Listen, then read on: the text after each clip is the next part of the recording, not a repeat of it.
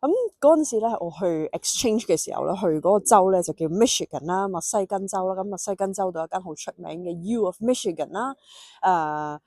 喺呢一個地方讀書嘅時候咧，我嗰陣時都真係唔知，就係知道其實嗰陣時都好多真係比較高大啦、藍眼啦、金髮啦，因為 Dutch 咧即係荷蘭人出面好高大嘅，我190咁樣啦，所以我拼埋落去就真係好似小矮人咁，因為我得150幾啦。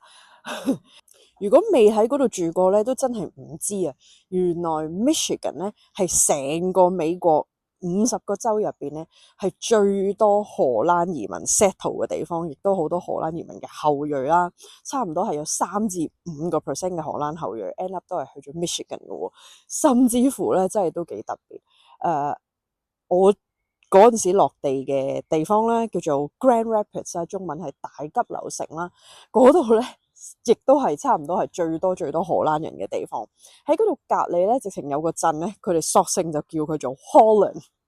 咁佢哋呢啲荷蘭人咧，就將佢哋整家私啊，你知佢哋整嗰啲木製嘅嘢都係非常之強嘅，就將呢個技術咧都帶咗去 Grand Rapids 啦，帶咗去 Michigan 美國呢個地方咧。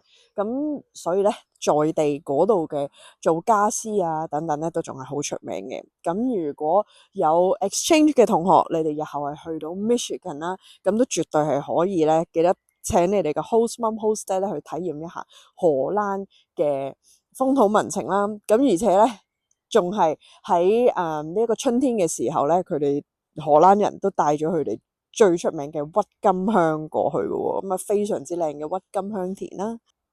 呢個就係一個好特別嘅 connection 啦，原來10幾年前已經做咗噶啦，就係Michigan 啦，同我去交流啦，同埋荷蘭嘅一個關係 share 俾大家知道。我係 Kiki，係以香港為基地、世界為 office 嘅升學顧問。See you。